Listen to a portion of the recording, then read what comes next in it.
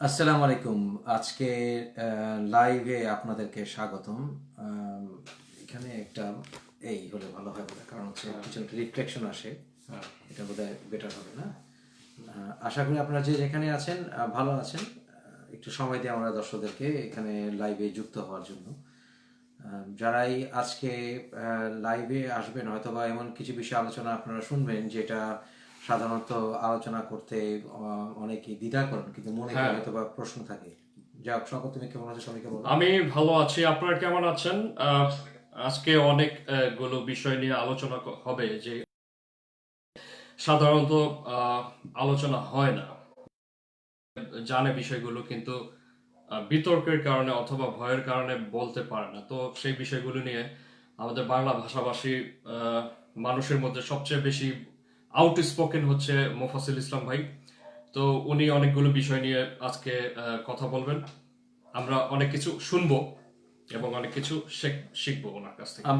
আমিও হয়তো বা দর্শকদের কাছ থেকে সুচিন্তিত কোনো কমেন্টস থাকলে আমিও শিখবো। হ্যাঁ, হ্যাঁ, আমিও শিখবো, কারণ আমরা দিন নিয়ে, ইসলাম নিয়ে আলোচনা করা হচ্ছে আমাদের ধর্মীয় কর্তব্য। আম, যাই হোক, আজকের মূল আলোচনার বিষয়টি হচ্ছে যে আমরা ইসলামকে যেভাবে জানি এবং যেভাবে আমরা দেখি, বিশেষ করে হ্যাঁ, তথাকথিত আলেম সমাজরা, ওনারা যেইভাবে ইসলামকে রিপ্রেজেন্ট করেন, এবং সেটাই কি আসলে প্রকৃত ইসলাম কিনা, সেই বিষয়ে আমি একটা সিরিজ করছি অবশ্য। তবে এটা সিরিজের বাইরে একটি আলোচনার হ্যাঁ। বিষয়, কারণ আমি চাই যে আপনাদের ভিতরে যেই প্রশ্নগুলো আছে, সেই প্রশ্নগুলো আপনারা ওঠানো উচিত। আপনাদের ভেতরে, অনেকের ভেতরে আমি একটা জিনিস লক্ষ্য করি যে কতগুলো বিষয় প্রচলিত আছে আমাদের হ্যাঁ, সমাজে। সেটা হচ্ছে, এটা তো বারবার বলেছি যে যাকে যাকে তাকে আম, নাস্তিক, মুনাফিক, কাফের, মোরতাদ ইত্যাদি টাইটেল দিয়ে দেওয়া, মানে হ্যাঁ, তারা নিশ্চিত যে তারা নিজেরা মুসলিম। হ্যাঁ, এবং অনেকে প্রশ্ন করে যে এই আপনি মুসলমান হতে পারেন না এখন। আমি তাদেরকে বলি যে তুমি যে মুসলমান, তুমি প্রমাণ দাও। হ্যাঁ। আমাকে এই বিষয়গুলো নিয়ে অনেক বিতর্ক হয়েছে। আমাকে অনেক নাস্তিক, মুরতাদ, তারপর কাফের ট্যাগ দেওয়া হয়।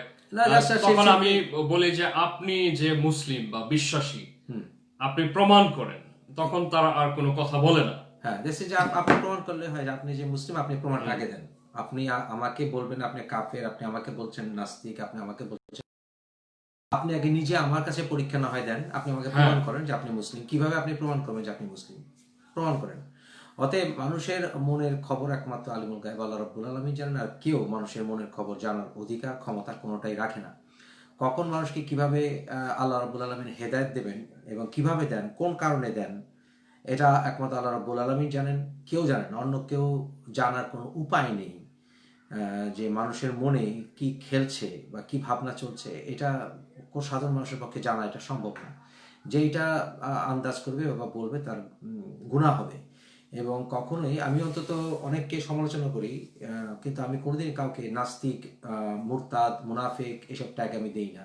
না, যত আপনি আপনি কখনো দিন। কোনো প্রমাণ নেই, কেউ দিতে পারবে না। হয়তো তাদেরকে উগ্রবাদী বলি, হ্যাঁ, পথভ্রষ্ট বলি, কিন্তু কখনো আমি এটা বলি না যে আপনি নাস্তিক হয়ে গেছেন, এটা আমি বলি না।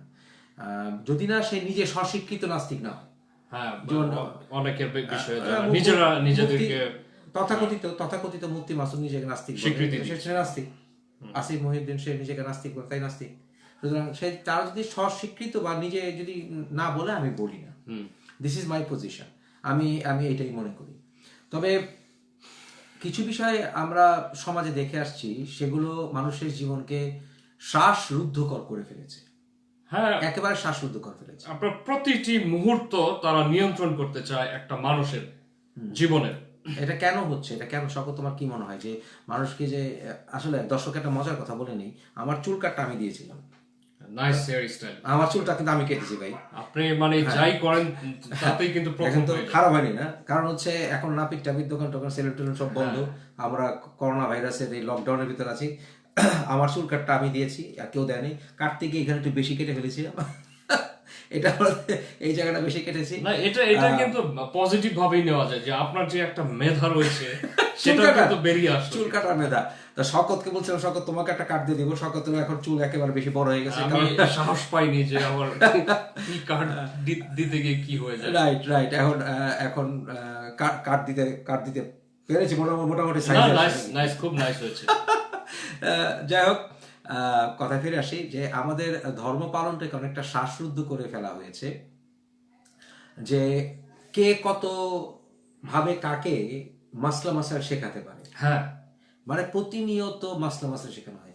আচ্ছা, মুসলমানদের ভেতরে ফিতনা যা হচ্ছে, এই ফিতনাগুলোর হাদিস এবং মাসলার বাইরে কি কখনো ফিতনা হয়?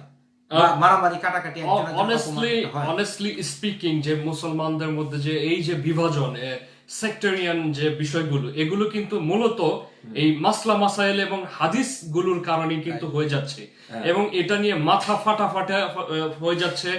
আপনি দেখেন বাংলাদেশে বর্তমানে প্রতিষ্ঠিত যতগুলো আকিদা আছে, আমি কাউকে স্পেসিফিক্যালি বলবো না, প্রতিটি আকিদার বড় বড় যারা ইউটিউবের আলেম, তারা একজন অন্য একজনকে তার মতের বিরুদ্ধে গেলে কাফের ঘোষণা দিচ্ছে সে হাদিসের উপর ভিত্তি করে, এবং এক আলেম বলতেছে এই হাদিসটা সহি, আরেকজন বলতেছে এটা জয়ীফ, আরেকজন বলতেছে এটা জাল, একই ধরনের হাদিস নিয়ে।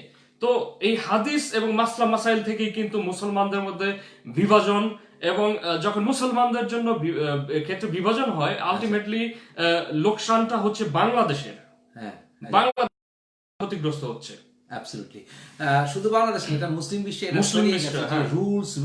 রুলস রেগুলেশন, একদম রুলস এন্ড রেগুলেশনে শ্বাসরুদ্ধ করা অবস্থা হয়ে গেছে, যে কে কত রুলস এন্ড রেগুলেশন। আমাদের ধর্ম ইসলাম এটা একটা ন্যাচারাল রিলিজিয়ন, কারণ যা সত্য তা ন্যাচারাল, প্রাকৃতিক ভাবেই সেটা সত্য। এবং আল্লাহ রাব্বুল আলামিন এটা আমাদের যে ধর্ম দিয়েছেন, যে জীবন বিধান দিয়েছেন, এটা কমপ্লিট ইন কোরআনে সূরা মাইদার 3 নম্বর আয়াতটা পড়তে হয়, এটা কমপ্লিট এন্ড পারফেক্ট। সুতরাং আল্লাহ পারফেক্ট করেছেন তার শেষ যে আয়াত কোরআনে সেটা দিয়েই। সুতরাং এটাতে আর কোনো কিছু বাকি নেই, বিশেষ করে স্পিরিচুয়াল গাইড হিসেবে এটার কোনো বাকি নেই। হাদিসে কিছু সংখ্যক হাদিস, খুবই সীমিত সংখ্যক কিছু হাদিস আছে যেগুলোকে আমি মনে করি যে এগুলি অথেন্টিক হওয়ার সম্ভাবনা, সুতরাং সেই সব ব্যাপারে আমার কোনো খুব একটা ঝামেলা নেই। কিন্তু এছাড়া যে হাজার হাজার হাদিস, এগুলো সবই মিথ্যা, জাল, এবং এগুলোর আসলে এগুলোকে নিউট্রাল বলার কোনো মানেও থাকে না। আসলে এটা নিউট্রাল বলা যাবে না। আমাদের সুন্নি বলো বা শিয়া বলো, এদের সবার ভিতরেই আসলে আমাদের একটা হিপোক্রিসি কাজ করে। হিপোক্রিসিটা কাজ কি করে, যে তারা রাজনৈতিক কারণে বা ক্ষমতার কারণে বা নির্দিষ্ট কিছু সাহাবাদেরকে অপছন্দের কারণে তারা পুরা সত্যটা কি অস্বীকার করে। যেমন একটা ভ্যালিড প্রশ্ন, আমি সবার কাছে একটা ভ্যালিড প্রশ্ন, যে আমরা যদি হাদিস সংকলন প্রসিজারটাকে যদি, বিশেষ করে সুন্নিদের হাদিস সংকলনের প্রসিজারটাকে যদি আমি অনেস্ট বলি, সৎ বলি, তাহলে সেটাকে আসলে সৎ কিনা প্রসেসটা? এখানে তো ব্যাপক আলোচনার জায়গা রাখে সুন্নিদের হাদিস সংকলনের যে প্রসেসটা, মানে এটা কি সম্পূর্ণভাবে সৎ রয়েছে? আমার তো যথেষ্ট সন্দেহ রয়েছে। সৎ কাকে বলবে? যখন তুমি both sides of arguments তুমি শুনবা, এবং তুমি ভীতি, হুমকি, লোভ, লালসা ইত্যাদি ঊর্ধ্বে উঠে তুমি যখন গবেষণা করবা, তোমার যত বড় খারাপই লাগুক, তুমি অপর সাইডের কথাগুলো যখন শুনবা, তারপরে তুমি বলতে পারবা যে তুমি সবগুলো নিয়ে আমি চিন্তা ভাবনা করে আমি আমার এই কাজটি করেছি, তখন তুমি বলতে পারবা দিস ইজ নিউট্রাল। আমরা কি সুন্নি হাদিস, আমি শিয়াদের পরে আসছি, সুন্নি হাদিস সংকলনের ক্ষেত্রে আমরা কি সেই কথাটা বলতে পারি সকল? সত্যিকার অর্থে কি আসলে কি বলা যায়? আসলে তো বলা যায় না। আমাদের মধ্যে তো এখন বর্তমানে যে পরিস্থিতি শুরু হয়েছে, মানুষ ব্যক্তি পূজা করে, শায়েখ পূজা করে। একটা শায়েখ বলেছে, তার কথায় ওহির মতো তারা মান্য করছে, অন্য আরেকজন ব্যক্তির কাছ থেকে একই ধরনের কথা তারা শুনতে নারাজ। না, আমার প্রশ্নটা ছিল যে হাদিস সংকলনের ইতিহাস তুমি যদি একেবারে গোড়ার দিকে যাও, কারণ মুনায়েবের হাদিস সংকলনের কথা দিনকে বলেছি, যেটা সবচেয়ে প্রাচীনতম, তাহলে এই যে হাদিস সংকলনের ইতিহাস, সেটার ব্যাপারে কি আমরা নিউট্রালিটি আমরা দেখি কিনা, যে তারা হাদিস সংকলনের প্রসেসটা কি? আমি শুধু এটাই শুনি যে ইমাম বুখারী উনি অনেক মেধাবী ছিলেন এই কারণে যে উনি অনেক হাদিস মুখস্থ করতে পারতেন, আবার সবার শুধু মুখস্থ বিদ্যার বড়াই, শুধু মুখস্থ বিদ্যা খালি এখনো সেটা চলে, এখনো আলেমের সংজ্ঞায় মুখস্থ বিদ্যা ছাড়া আর কিছুই দেখি না। কিন্তু নিউট্রালিটি কি বজায় থাকছে কিনা সেটা হচ্ছে কথা হচ্ছে আমার, যে হাদিস সংকলনে নিউট্রালিটি বজায় থেকেছিল কিনা। আমি হাদিস সংকলনের প্রয়োজনীয়তা ছিল কিনা এটা পরে আলোচনা করবো, বা হাদিস সংকলনে নিউট্রালিটি ছিল কিনা। তুমি দেখো আবু বকর, ওমর এবং ওসমান রাদিয়াল্লাহু তাআলা আনহুদেরকে কিন্তু শিয়ারা রেসপেক্ট করে না। না, আমি 1% শিয়াও আছে কিনা সেটা সমস্যা, তবে তারা এনাদেরকে সম্মান করে না, যে কারণে আমি শিয়াদেরকে যথেষ্ট সমালোচনা করেছি। হ্যাঁ, আপনি পূর্বেও করেছেন অনেক সমালোচনা। আমি শিয়া সমালোচনা করেছি যে যারা কিনা খলিফা রাশিদিন আবু বকর রাদিয়াল্লাহু আনহুকে সম্মান করে না, ওমর সম্মান করে না, ওসমান সম্মান করে না, আমি তাদেরকে মনে করি না নিউট্রাল। আচ্ছা, এখানে একটা কথা অ্যাড করি। হ্যাঁ, যারা এখন মুফাসসিল ভাইকে ওনাকে শিয়া ট্যাগ দেওয়ার জন্য মানে উঠে পড়ে লেগেছেন, তাদের জন্য এক বালতি সমবেদনা। কারণ শিয়াদের ব্যাপারে যতটুকু সমালোচনা, নিরপেক্ষ সমালোচনা উনি করেছেন, বাংলা ভাষাভাষীদের মধ্যে বর্তমান যুগে কেউ করেনি। এটা হচ্ছে আল কুদস বাহিনীর প্রধান যখন মারা গেল আমেরিকার হাতে, তখন কিন্তু সমস্ত বাংলাদেশ কিন্তু মানে কাসেম সুলেমানিকে বীর বানিয়ে দিয়েছে। কিন্তু আমি বলেছি যে কাসেম সুলেমানি কিন্তু অসংখ্য সুন্নিদেরকে নিরপরাধ আমি প্রথম বলেছিলাম, এবং যে কারণে আমাকে অনেক গালাগালি, হুমকি ধামকি সহ্য করতে হলেও পরে দেখা গেছে আমেরিকা, ইংল্যান্ডের দালাল না, পরবর্তী কিন্তু আমার পক্ষে আসছে। কারণ যখন আবার কিছু সুন্নি স্কলার আসছে, তারা বলছেন না, মুফাসসিল ভাই ঠিক বলেছে, শিয়ারা যথেষ্ট সুন্নিদেরকে হত্যা করেছে। আমি স্বাভাবিক ডাইনেস্টির পর্যন্ত সমালোচনা করেছি। কিন্তু অপরদিকে সুন্নিরা কি করে সেটা তো তোমাকে বুঝতে হবে।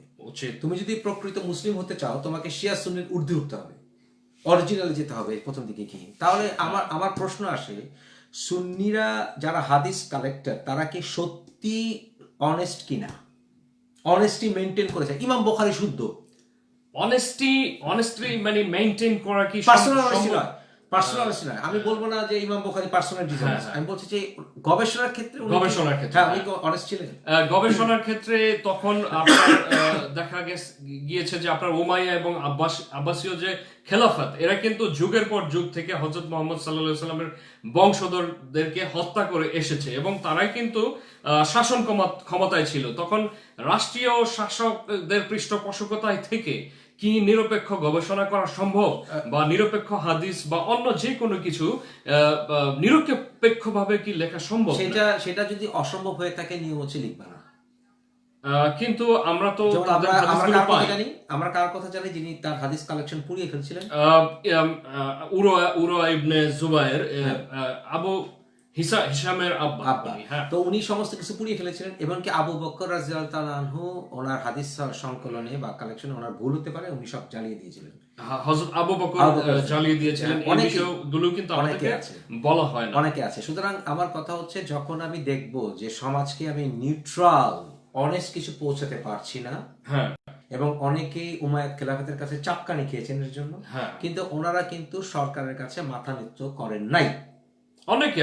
অনেকে এরকম অনেকে উদাহরণ দেওয়া যাবে। ইমাম আহমদ ইবনে হাম্বল, ইমাম আবু হানিফা, এরকম অনেক বড় বড় স্কলার রয়েছে। আমার নাম হাফ করে বলবেন না, হাফ করে বলাটা কোরআন বিরুদ্ধ। আমার নাম হাফ করে কেটে বলবেন না, বলতে পারেন মজা করে, আমার কোনো আসে যায় না, বাট হাফ করে বলাটা আসলে এটা অনইসলামিক। এটা চালু করেছিল ইসলামিস্ট সন্ত্রাসীরাই, এবং এর ভিতরে একজন ইউটিউবার আছে, একজন চালু করেছিল।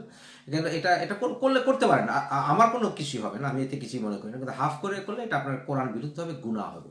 সেটা না করা, আপনি আমাকে একটা টাইটেল দেন তাও ভালো, এটা আমাকে যদি অপছন্দ করেন একটা টাইটেল দিন, কিন্তু আমার নামকে অর্ধেক করে বলবেন না, সেটা গুনাহ হবে কোরআনের।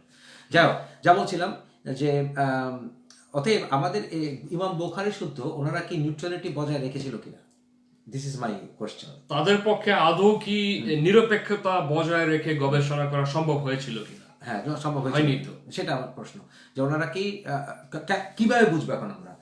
ইমাম বুখারী উনি ওনার হাদিস সংকলনে উনি কি হিপোক্রেসি করেছেন কিনা, সেটা তো প্রশ্ন।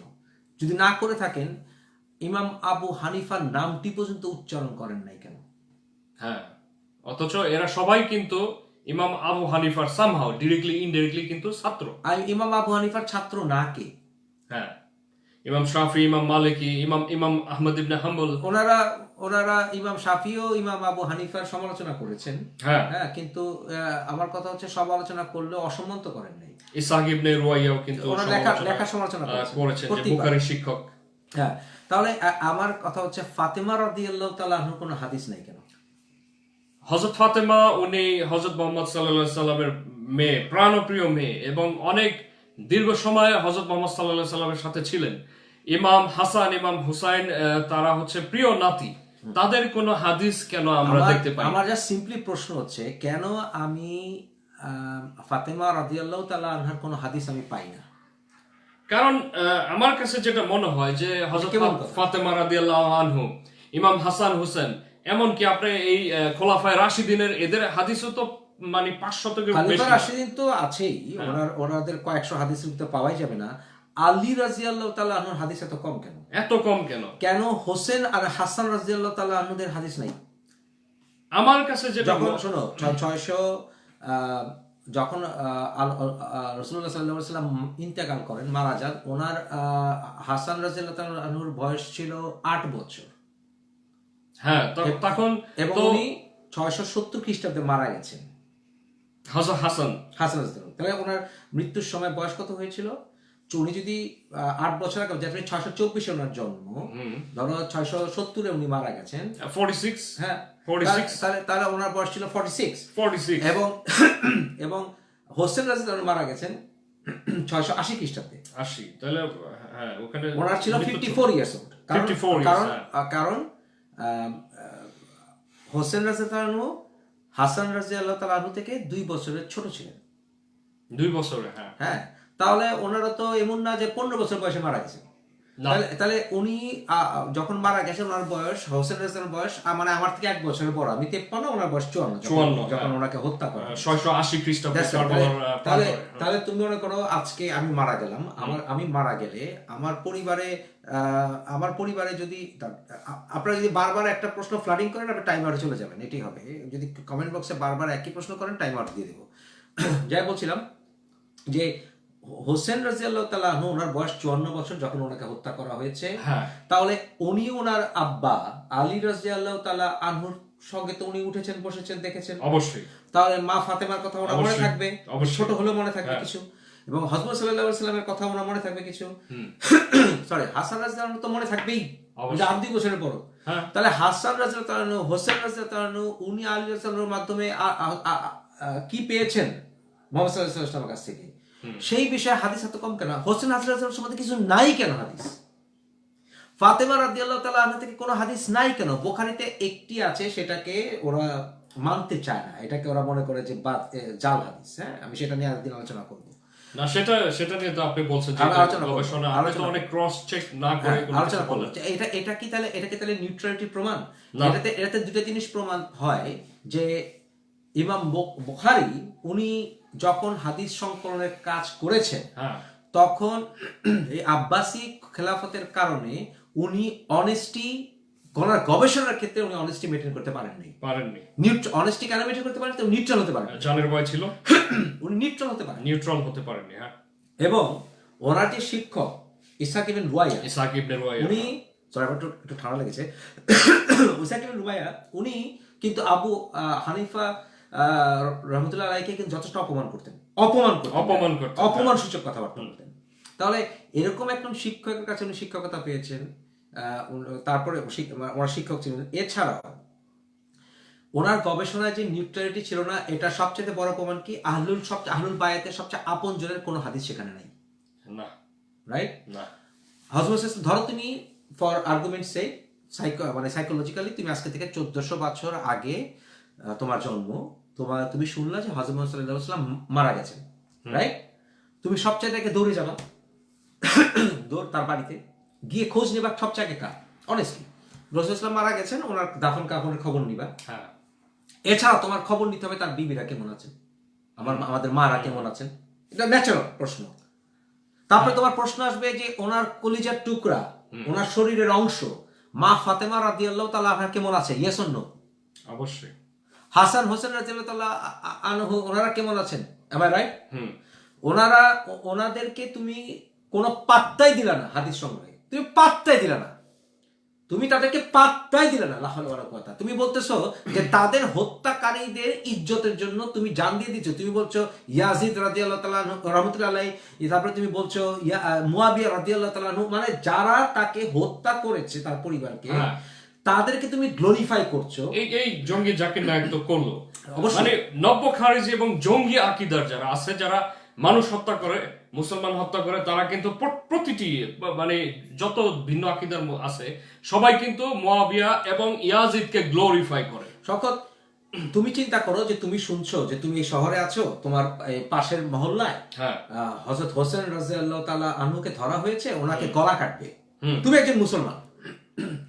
একজন মুসলমান, তোমার পাশের মহল্লায় তুমি শুনছো হোসেন রাদিয়াল্লাহু তাআলা আনহুকে ধরো, তুমি আজকে এখন সেখানে কারবালা ময়দানে আছো, তুমি তোমার পাশে তুমি শুনছো হোসেন রাদিয়াল্লাহু আনহু হযরত সাল্লাল্লাহু আলাইহি ওয়াসাল্লামের চোখের মণি, নাতি, মা ফাতেমার বুকের সন্তান, হযরত সাল্লাল্লাহু আলাইহি ওয়াসাল্লাম বলে গেছে ফাতেমাকে যা রাগাবে তা আমাকে রাগাবে, সে কারণ ফাতেমা আমার থেকে, আমার অংশ। সেই হোসেন রাদিয়াল্লাহুকে গলায় ছুরি চালানো হচ্ছে, তুমি কি করবে আমাকে বলো অ্যাজ এ মুসলিম?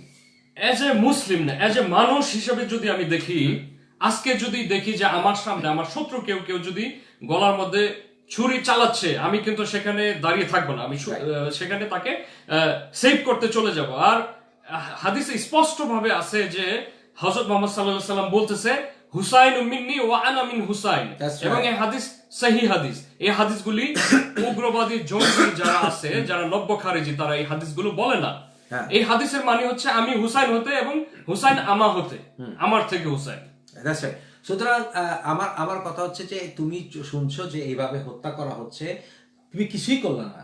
শুধু তাই না, যখন ইয়াজিদের বাহিনী তাদেরকে হত্যা করলো, হত্যা করে তার মস্তক যখন যেই বাহিনী নিয়ে যাচ্ছে, যে বাহিনী হোসেন রাদিয়াল্লাহু তাআলা আনহুর মস্তক নিয়ে যাচ্ছে টু ইয়াজিদ, সেটা কি ধরনের বাহিনী হতে পারে?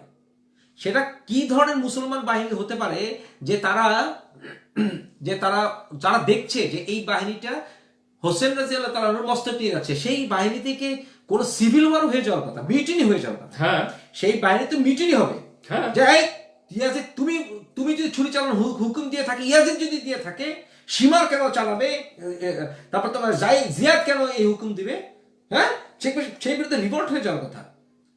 সুতরাং সেটা কেন হয় নাই? তাহলে সেই বাহিনীতে কোনো মুসলমান থাকে কিভাবে? এটা আমার প্রশ্ন। এটা নিয়ে অনেক বড় প্রশ্ন রয়েছে। এবং ইমাম হোসেনকে যখন হত্যা করা হয়, তখন কিন্তু সে বলেছিল তোমাদের মধ্যে কি কেউ মুমিন নেই? সবাই চুপ ছিল। তারপরে তার শেষ প্রশ্ন ছিল তোমাদের মধ্যে কি একজনও মুসলিম নেই? তখন কিন্তু সবাই চুপ ছিল। সুতরাং না, শপথ, আমার সামনে আমি যদি পুলিশও হই, সাধারণ যদি সিপাহী হই, একজন আর্মি, জাস্ট সিম্পল একজন আর্মি যেটা অফিসার, আমি দেখছি যে আমার কমান্ডার আমার নবীন নাতিকে হত্যা করছে, আমি তো খেতা বলবো, আমি বন্দুক দিয়ে তারা গুলি করবো অবশ্যই। সেইখানে তার বাহিনীতে কোনো মিউটিনি হয় নাই, ইয়াজিদের বাহিনীতে কোনো মিউটিনি হয়, সুতরাং মিউটিনি হয় না। এবং তারপরে সে মস্তক নিয়ে যাওয়া হয়েছে, এবং সেখানে ইয়াজিদ তাকে শাস্তি দেয়নি। অন্যায় যে করে আর অন্যায় যে সহে তব ঘৃণা তারা যেন তৃণসম দহে। এটা তো আমরা স্কুলে পড়েছি, ক্লাস 6, 7, 8, 9, কিন্তু আমল করি না। তাহলে এই শাসকের আমলে যখন আমি দেখলাম মদিনাতে ধর্ষণ করা হচ্ছে, গণধর্ষণ, যেই মদিনাতে আলেমদেরকে হত্যা করা হয়েছে, যেই মদিনার আক্রমণের ভয়ে তোমার এই কি বলবো, সাহাবারা অনেকে চালিয়ে দিয়েছে। যেই হাদিস উমাইয়াদ এবং আব্বাসিক খেলাফতের সময়ে আবু হানিফাকে হত্যা করা হয়েছে, জাফর আল সাদিক রহমতুল্লাহ আলাইহিকে, তার পরিবারকে হুমকি দেওয়া হয়েছে।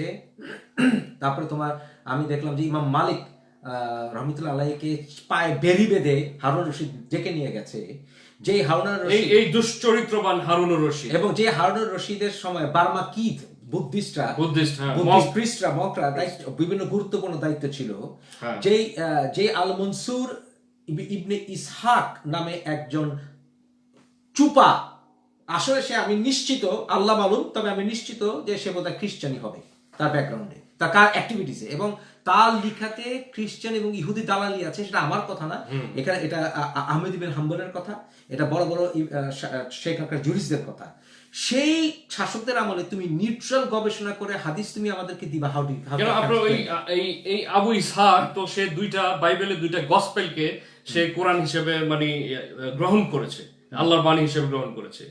গসপেল অফ জন আর একটা কি জানো আমার মনে নেই। তাহলে আমার কথা হচ্ছে, তাহলে আমি কিভাবে বলতে পারি যে এই শাসকদের আমলে প্রকৃত গবেষণা করে নিউট্রালিটি বজায় রেখে আমাদের কাছে হাদিস এসেছে, আমরা কিভাবে বলতে পারি?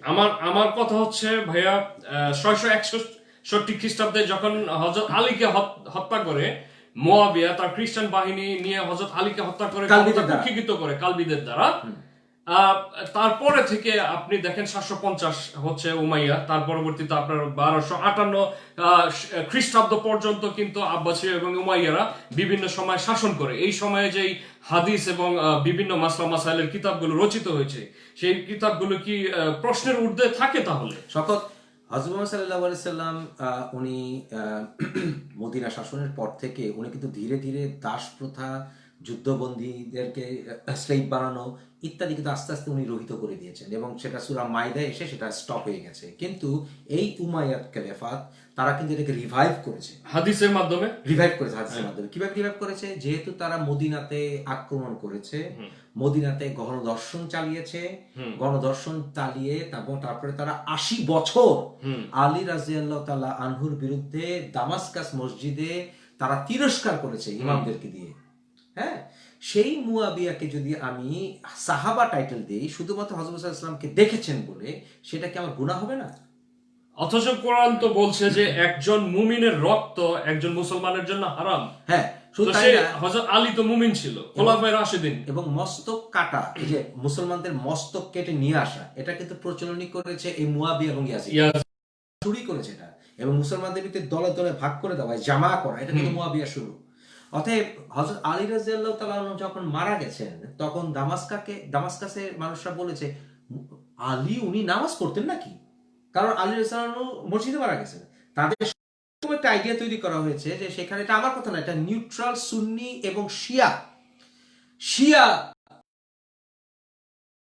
স্কলাররা কিন্তু সবাই একমত এই বিষয়ে। দেখো, সবচেয়ে প্রাচীনতম সকল ঘটনার ঐতিহাসিকদের ভিতরে কিন্তু যারা আছে, মেঘনাফ সহ, তারা কিন্তু লিখে গেছেন, কিন্তু তাদেরকে সব দেওয়া হয়েছে। দেখো, সবচেয়ে প্রাচীনতম যারা, সবচেয়ে অথেন্টিক যারা সাহাবা, তারা কোথায় গেছে? দেখো, আলী রাদিয়াল্লাহু তাআলার সঙ্গে সবচেয়ে সাহাবা অথেন্টিক ছিলেন। 9 নম্বর সূরার 100 নম্বর আয়াতটি ভায়োলেট করেছে মুয়াবিয়া। অনেকেই মুয়াবিয়াকে কি বলে যে ও ছিল স্ক্রাইব অফ দ্য প্রফেট। মানে কি? ওই যে রাসূল সাল্লাল্লাহু আলাইহি ওয়াসাল্লামের মিথ্যা কথা। এখানে বই আছে, রাইট? এই যে একটা বই আছে, এই বইটা লেখেন, এটা ইংরেজিতে, বইটা আরবি থেকে ইংরেজি ট্রান্সলেশন করা হয়েছে। বইটার নাম হচ্ছে, এবং এটা উর্দুতে লেখা হয়েছে, হিন্দিতে লেখা হয়েছে। বইটার নাম হচ্ছে দ্য স্ক্রাইবস অফ দ্য প্রফেট। হ্যাঁ, এখানে সবচেয়ে প্রাচীনতম যে সকল কোরআনের কিছু ম্যানুস্ক্রিপ্ট আছে এবং কিছু লেখা আছে, কিছু চিঠিপত্র আছে হযরত মুহাম্মদ সাল্লাল্লাহু আলাইহি ওয়াসাল্লামের, সেগুলোর কপিগুলো এখানে আছে। এটা একটা রিসার্চ রেয়ার একটা বই। এবং এই দেখেন, এবং হযরত মুহাম্মদ সাল্লাল্লাহু আলাইহি ওয়াসাল্লামের বিভিন্ন যারা স্ক্রাইবস মানে লিখতেন, উনি যে ডিকটেশন দিতেন, তাদের কিন্তু এখানে একটা লিস্ট আছে, জীবনী সহ। এখানে লিস্ট আছে। সবার বই পড়ি, প্রথম কথা এই যে লিস্ট দেওয়া আছে প্রত্যেকটা। এখানে এক মূর্খ আমাকে বলল যে হ্যাঁ, ইংল্যান্ডে কি ইসলাম শেখানো হয়, ওখানে কি ইসলাম শিক্ষা রয়েছে? এখানে আমি বলে দিই, এটা লেখা, এখন একটু সারপ্রাইজ দিই। এই লেখক, এটা বইটা লেখা হচ্ছে আনাস মোহাম্মদ আল আজমি। হ্যাঁ, ট্রান্সলেটেড বাই আনাস আজমি সাহেব। আর এটা এডিটিং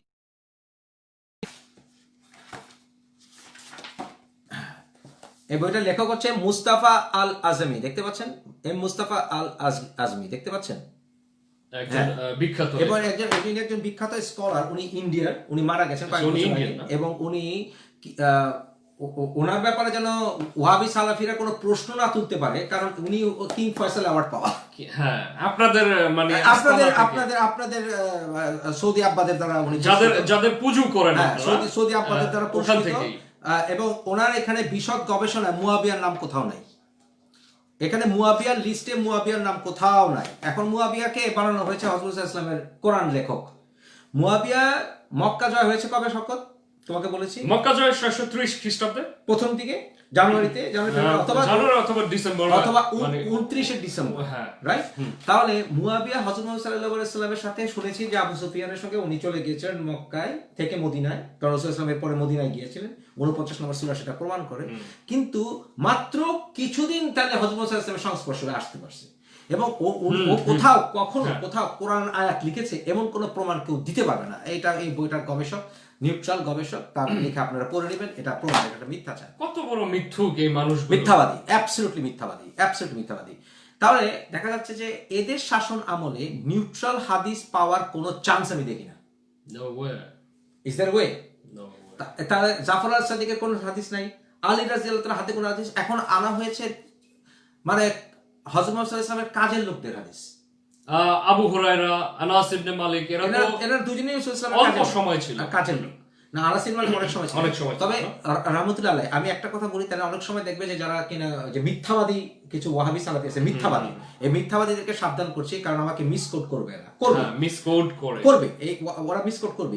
আমি আমি আমি ক্লিয়ার করে দিই, আবু হুরায়রা রাদিয়াল্লাহু তাআলা আনহু, আনাস বিন মালিক রাদিয়াল্লাহু তাআলা আনহু, ওনাদেরকে আমি আমার জীবনের থেকে বেশি ভালোবাসি।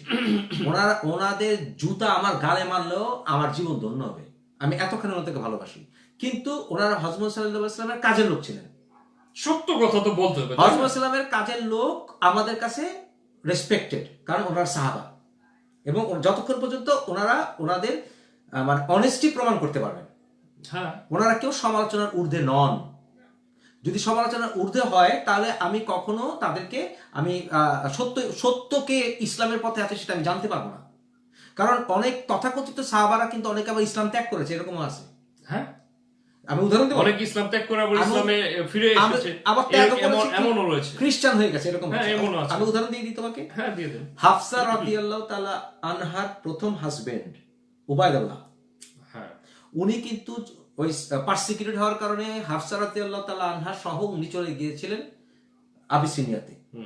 আবিসিনিয়াতে যাওয়ার পর আবিসিনিয়ার মানে তাদেরকে মুসলমানদেরকে সেখানে শেল্টার দেয়, এবং এই উবাইদুল্লাহ কিন্তু সে খ্রিস্টান হয়ে গিয়েছিল, এবং সে 627 খ্রিস্টাব্দে মারা যায়।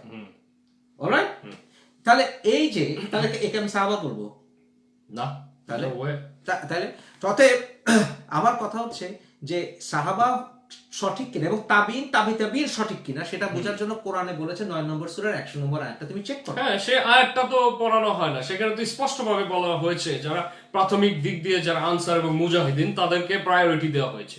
তো সেখানে এই আয়াত দ্বারাই তো এটা প্রমাণিত হয় যে মুয়াবিয়ার পক্ষে যারা ছিল। আচ্ছা এক সেকেন্ড, এখানে আর একটু মজা করে নিই। হ্যাঁ আচ্ছা, এখানে বলছে তাসিন আবিদ আমি ইসলামে আসিনি, তাহলে আপনি আলিমুল গায়েব, সে তো আপনি আলিমুল গায়েব, আপনি স্বীকার করেন, আপনি আমার হার্ট বলতে পারেন, আপনি কলিজা বলতে পারেন, কোরআনে যেখানে বলা হচ্ছে আলিমুল গায়েব একমাত্র আল্লাহ রাব্বুল আলামিন, আপনি আমাকে বলতে হবে যে আপনি আলিমুল গায়েব স্বীকার করেন, তো আপনি শিরক করেছেন।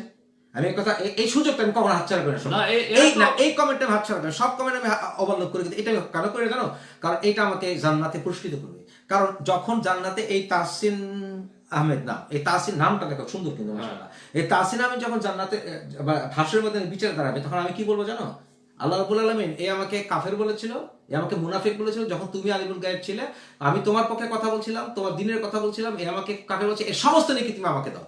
ভাই আপনার জন্য তো অনেক সহজ, আমি এই সুযোগটা হাতছাড়া করি না, এরকম কমেন্ট আমি কখনো হাতছাড়া করি না। এই শায়েখ পূজারি, ব্যক্তি পূজারি, তারপরে ওই না আমি এই সুযোগটা কখনো হাতছাড়া করি না। যখনই আমাকে এই কথাটা কেউ বলে, আমি তখনই বললাম, আপনি যখন ফিতনা ছড়াবেন, যখন আপনি বলবেন আপনার মনে, আপনি কিন্তু এখন আর নিজেকে ডিফেন্ড করার জন্য আমার মনে যেটা মনে হয় সেটা বললাম, এখন আমার নিজেকে ডিফেন্ড করছে। জি না ভাইজান, আপনার এই সুযোগ আমি হাতছাড়া করবো না, বরঞ্চ আপনি যে মুসলিম আমাকে এখন প্রমাণ দেন, সবাইকে প্রমাণ, এই সমস্ত দর্শকরা আপনি প্রমাণ দেন, আপনি মুসলমান দেন, আপনি প্রমাণ দেন আপনি যে মুসলমান, গিভ আস প্রুফ।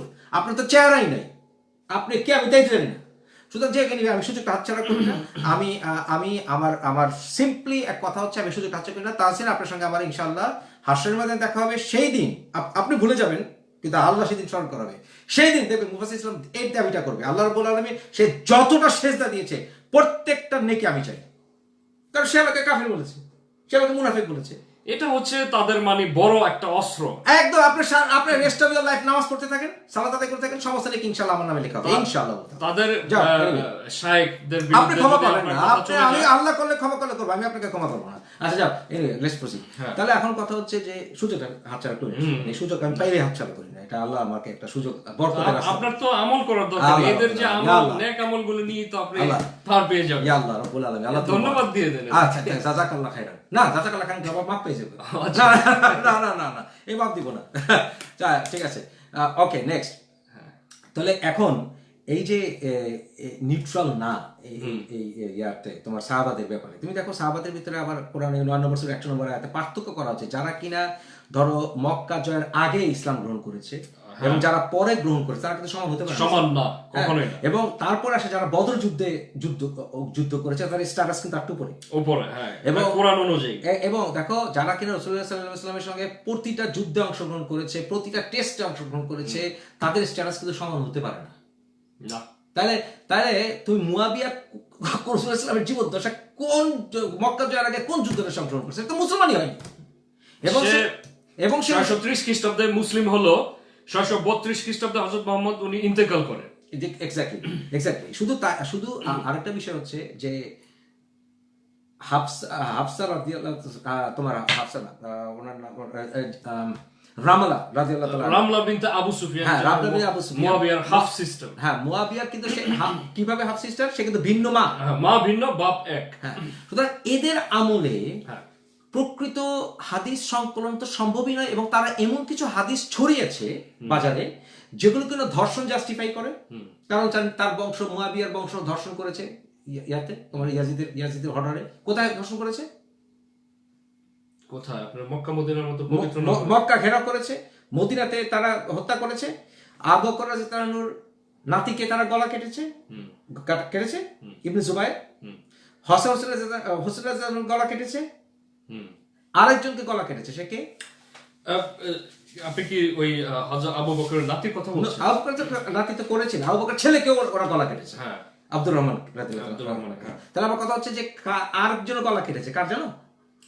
আম্মার ইবন ইয়াসির রাদিয়াল্লাহু তাআলা। আম্মার ইবনে ইয়াসির কিন্তু উনি কিন্তু প্রাথমিক যুগে ইসলাম ধর্ম গ্রহণ করেছিলেন, এবং অনেক ইসলাম ধর্ম গ্রহণ করার কারণে কিন্তু তাকে অনেক অন্যায় এবং জুলুম অত্যাচার কিন্তু সহ্য করতে হয়েছে। এক্স্যাক্টলি। সুতরাং এই যে গলা কাটার বাহিনীদের কাছ থেকে আমি তো গলা কাটার হাদিসই পাবো। হ্যাঁ, আজকে প্রতিটি ওয়াজে তারা বলছে কুতিবা আলাইকুমুল কিতাল, কুতিবা আলাইকুমুল কিতাল বলে, শুধু বলতেছে যে জিহাদ ছাড়া কারণ হচ্ছে তারা কিন্তু ওই যে এখন যারা অমুসলিম, যারা আমাদেরকে বলে আমাদের হযরত মুহাম্মদ সাল্লাল্লাহু আলাইহি ওয়াসাল্লামকে তারা বর্বর, খুনি, ধর্ষক এগুলি বলে। লা হাওলা ওয়ালা কুওয়াতা ইল্লা বিল্লাহ, আস্তাগফিরুল্লাহ। আমিও এক সময় এই টাইপে পড়েছিলাম। কেন পড়েছিলাম? কারণ এই টাইমলাইন গুলো বুঝতে হবে ঠিক মতো। যে দেখো হযরত মুহাম্মদ সাল্লাল্লাহু আলাইহি ওয়াসাল্লামের কোরআনের সম্পূর্ণ বাণীগুলো আসার আগে অমুসলিমদেরকে কিন্তু তাদের কিতাব দ্বারা বিচার করা হতো। যেমন ধরো বনু কুরাইজাকে কিন্তু হত্যা করা হয়েছিল, তারা চেয়েছিল তাদের আইন দ্বারা বিচার হোক, এবং ডিউট্রোনমি চ্যাপ্টার দ্বারা বিচার করা তারা কিন্তু গলা কাটা খেয়েছে বনু কুরাইজা, রাইট? জুইশরা শুনতেছো, বুঝতেছো? তাহলে এই কথাগুলো ওরা বলবে না, কিন্তু ওরা কি করে জানো? এই যে কোরআনের আগের সূরা পড়া, পরের সূরা, এগুলো করার কারণে এই যে উমাইয়াদ খেলাফত, তারা 683 খ্রিস্টাব্দে যে গণধর্ষণ করেছে মুসলিম মেয়েদেরকে, গলা কেটেছে, এগুলো সবগুলো তারা হাদিস এবং সিরা রচনা করে জাস্টিফাই করে, এগুলো সব ফেক। এখনো তো তারা করছে, আইএসআইএস, ইসলামিক স্টেট, বকো হারাম, এরাও তো এখনো করছে মুসলিমদেরকে। তুমি দেখো তুমি কিভাবে বিশেষ করে অনলাইনে এবং অফলাইনে কিভাবে তুমি জঙ্গি চিনবা জানো? এরা সবাই ইয়াজিদ এবং মুয়াবিয়া এবং জাকির নায়েককে রেসপেক্ট করবে। ইয়াজিদ, মুয়াবিয়া, জাকির নায়েক। কারণ জাকির নায়েক এই ইয়াজিদকে রহমতুল্লাহ আলাইহি বলে, মুয়াবিয়াকে রহমতুল্লাহ আলাইহি বলে। সুতরাং কোন অবস্থাতে এই দুজন মানুষকে যারা তুমি এটা সিম্পলি চেষ্টা করবা, দেখবা ওয়াহাবিরা, সালাফিরা সবাই একে বলে রহমতুল্লাহ আলাইহি, এবং তারা তুমি যদি একটু সমালোচনা করো তাহলে তোমার চরিত্র হনন নাস্তিক, তোমার নামে মুরতাদ, নাস্তিক, কাফের। মুরতাদ, চরিত্র হনন, তুমি দুশ্চরিত্র, তুমি চোর, তুমি ডাকাত, তুমি ডাহানি, তুমি এটা সেটা তোমার নামে ছড়াবে। এবং বলা হয় কি ভাইয়া আপনি ইসলাম জানেন না, আপনি বাংলাদেশে এসে চেঙ্গুটিয়া মাদ্রাসায় আপনি ইসলাম শিখেন। আচ্ছা, এখন আবার আবার আবার একজন আছে, সে বলো আমি মুফাসসির ইসলামের সঙ্গে ডিবেট করেছি, তারপর সে মুসলমান হয়েছে। আমার খায়া দেওয়ার কাজ নাই, আমি তোমার ওকে তো চটকানো না দরকার। না এটা বলো না। আমার কথা হচ্ছে, আমি এত বড় বড় স্কলারদের সঙ্গে উঠতেছি, আমি বাংলাদেশের কোন এক চ্যাংরা বলা দুদিন ধরে ইসলাম পড়ে, তার কথা শুনে আমি মুসলমান হয়ে গেলাম। আল্লাহ আমাকে এটা বলে কি সে শিরক করলো না, না? ইয়েস, এটা হিদায়াতের মালিক কি ও? না না, সে শিওর হয়ে গেছে আমার হার্ট কিভাবে কাজ করে। হি ইজ শিওর আমার হার্ট কিভাবে কাজ করে। এটা কারণটা কি? কারণ হচ্ছে যে এখন ইসলামটা সম্পূর্ণভাবে লেবাস ভিত্তিক হয়ে গেছে। কারণ লেবাস ভিত্তিক কেন হয়েছে? কারণ এই হাদিস, মাসলা, মাসাইল এগুলো করে শকত মানুষের ইন্ডিভিজুয়াল লেভেলে স্বাধীনতাকে পর্যন্ত গলা টিপে হত্যা করা হয়েছে। হ্যাঁ, আপনার মুসলিম সমাজে তো সেই মুক্ত চিন্তা বা স্বাধীনভাবে চিন্তা করার কোনো অবকাশ নেই। অ্যাবসলিউটলি। অতএব যে একেবারে ব্যক্তি লেভেলে যে স্বাধীনতাকে হত্যা করেছে, এটা কেন করেছে? শাসন করার জন্য। যে তারা একেবারে মানে সমাজে এমন সুন্নাহর নামে এমন মাসলা মাসাইল ছড়িয়ে দিয়েছে যে মুসলমানদেরকে যেন শরিয়া পুলিশ 24 আওয়ার্স তারা চেক করতে পারে, শরিয়া পুলিশ। যেমন ইরানে হচ্ছে, সৌদিতে এখন অনেকটা না, শিথিল হয়েছে। ইরানের সঙ্গে তুলনা দেওয়া যাবে না, ইরান অনেক লিবারেল, ইরানি মেয়েরা অনেক লেখাপড়া করে, অনেক গান বাজনা ওরা, কিন্তু ওরা ওই যে হেট স্কার্ফের ব্যাপার অনেক, ওটা সেটা তাদেরও কিছু গলত থাকবেই। কিন্তু আমার কথা হচ্ছে যে এই যে মুসলিম সমাজে এই যে ক্রস চেক করার যে একটা রীতি তৈরি হয়েছে, এটা কেন হয়েছে? কারণ মাসলা মাসাইল, হ্যাঁ, তোমার 24 আওয়ার্স তোমাকে ইসলামকে এমন একটা বানিয়ে ফেলা হয়েছে যে ইসলামটা হলো একটা পরীক্ষা হলে তুমি বুঝে পরীক্ষা দিচ্ছ, হ্যাঁ, তুমি সারাক্ষণ নামটা মুখস্থ করতেছো। আমার এক মানে বান্ধবী, সে ফার্মাসিস্ট, ঠিক আছে, সে এখন ঈদগাম, গুন্না, মাখরাজ, হ্যাঁ, নুন সাকিন এগুলো নিয়ে সে স্টাডি করতেছে। তো আমি তাকে বলছি যে কাল কিয়ামতের ময়দানে আল্লাহ তাআলা কি তোমাকে জিজ্ঞেস করবে, এই তুমি আলিফ জবর বা জবর বা একটু ঠিকমতো শুদ্ধ করে পড়াশোনা? না না, তো আমাকে তোমাকে 10 মার্ক দেওয়া তুমি হবে। চিন্তা করো যে হাসরের ময়দানে দাঁড়ায় আছে আল্লাহ, এখন আমাদের সবার তেলাওয়াতের পরীক্ষা নিতেছেন। ডাজ ইট মেক সেন্স যে আল্লাহ আমাকে হাসরের ময়দানে তেলাওয়াতের পরীক্ষা নিবে? অথবা কে কোরআন শরীফ মুখস্থ করেছে তাকে বড় জান্নাত দেওয়া হলো, এরকম কিছু? না, এগুলো তৈরি করেছে যে একটা করো আর জান্নাতের 1 সিঁড়ি উপরে উঠো, একটা বলে মানে দে হ্যাভ ডান এভরিথিং। কিন্তু কথা হচ্ছে সেটা কি মাতৃভাষায় আমি শিখবো নাকি আমি আরবি ভাষায় শিখবো? তারা সামহাউ আরবিটারি সুপ্রিমেসিস্ট ল্যাঙ্গুয়েজ, সুপ্রিমেসিস্ট কালচার বানায়। এবং আরেকটা ব্যাপার আছে যে তুমি চিন্তা করো, মৃত্যুর পরে কি আল্লাহ তোমাকে জিজ্ঞেস করবে, এই করিমউদ্দিন দর্জি ডাকছি, করিমউদ্দিন দর্জি দাঁড়ায় আছে, করিমউদ্দিন দর্জির কাছে তুই প্যান্ট বানাইছিলি, তোর টাকটা থেকে হাফ সেন্টিমিটার নিচে ছিল। কত হাস্যকর! মানে ইউ থিঙ্ক যে তারা আমাদের ধর্মটাকে কোথায় নিয়ে গেছে, যে তোমার টাকনা নিচে এতটুকু কাপড় গেলে তোমার ঈমান থাকবে না, তোমার সেখানে জ্বলবে আগুনে। আরেকটা ব্যাপার বুঝো, এটা কেন করছে জানো? ওই যে তোমাকে কন্ট্রোল করার জন্য, তোমাকে 24 আওয়ার্স তোমাকে কন্ট্রোল করতে পারে। অথচ আমার দাম্ভিকতা থাকবে কিনা, এটা হচ্ছে মেইন। অনেক কালচার আছে প্যান্ট নিচে পড়ে, অনেক কালচার আছে প্যান্ট উপরে পড়ে, অনেক দাম্ভিকতার অনেক রকম এক্সপ্রেশন আছে। কিন্তু এখন এই পেগানিজম ঢুকে গেছে ভিতরে, ইসলামিক পেগানিজম ঢুকে গিয়েছে। পেগানিজম, তুমি দেখো যে মানুষকে হুবহু অনুকরণ করা, এটা কিন্তু এক ধরনের ওয়ার্শিপ। ওয়ার্শিপ তো এক ধরনের ইবাদত। সেই জুব্বা, লম্বা জুব্বা, সেই দাড়ি, সেই টুপি, মানে ইহুদিদের মতো করে কিন্তু অনুসরণ করা হচ্ছে। এটা এক ধরনের ইবাদত। তুমি যখন একটা মানুষকে এমনি ভালোবেসে, তোমার মতো আমি একটা শার্ট পরলাম, সেটা এক্সেপশন।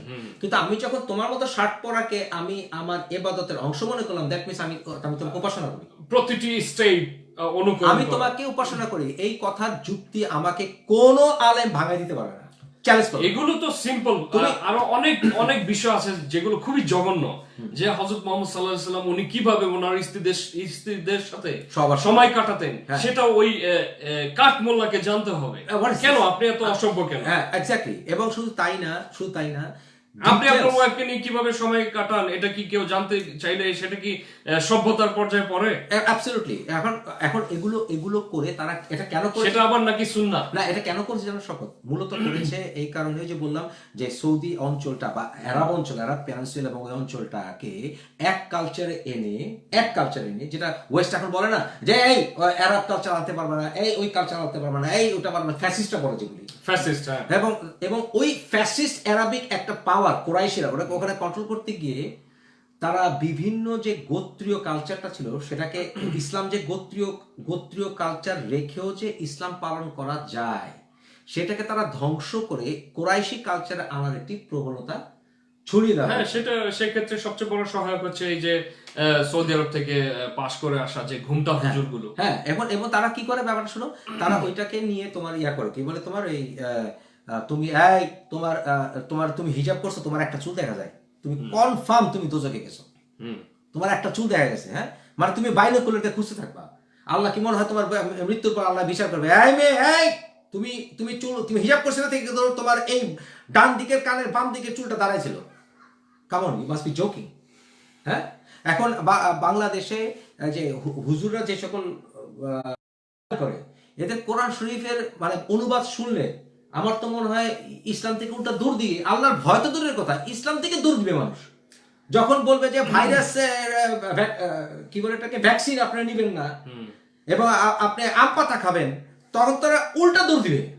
উল্টা অনেকের বাউল গায়ক আছে আমাদের বাংলাদেশে যারা কিনা ইসলামের গান করে, একেশ্বরবাদিতার গান করে, আল্লাহর ভালোবাসার গান করে। হ্যাঁ, তাদেরকে আমি ধরে ধরে আমি মারতেছি, তাদেরকে ধরে ধরে আমি পিটাচ্ছি। You see the problem. এখন আমরা 24, আচ্ছা তুমি নামাজে সেজদা দিলা, তুমি সেজদা দিয়ে তুমি আল্লাহ ডাকতেছো, আল্লাহ বলতেছো সুবহান রাব্বিয়াল আযীম, তুমি মনে মনে গুনতেছো, তোমার মনোযোগটা কিভাবে থাকে? তুমি গুনতেছো মনে মনে যে সুবহান রাব্বিয়াল আযীম বলা, আরে আমি কি 3 বার বললাম না 5 বার বললাম না 2 বার বলে ফেললাম, এটা অড নাম্বার হয়ে গেল না ইভেন নাম্বার?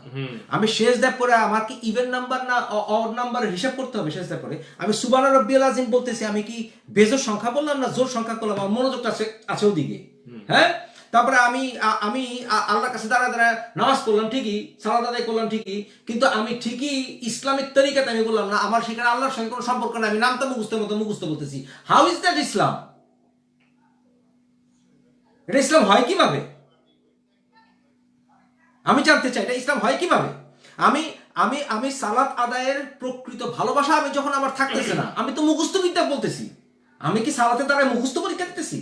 এটা তো ওই রকমই হয়ে গেল না যে ক্লাস 1 এর একটা বাচ্চা স্কুলে পরীক্ষা দিতে যাচ্ছে, A for Apple, B for ball, আমাকে সেই রকমই তো আমি সারা জীবন পার করে দিলাম কুল না কুল বলতে। আমার বলো যদি কুল বলো তাহলে হবে খাওয়া, আর কুল বলে হলো বলা, এই চিন্তা আমার জান শেষ। তা আল্লাহ বুঝতেছেন আমি কি মিন করি?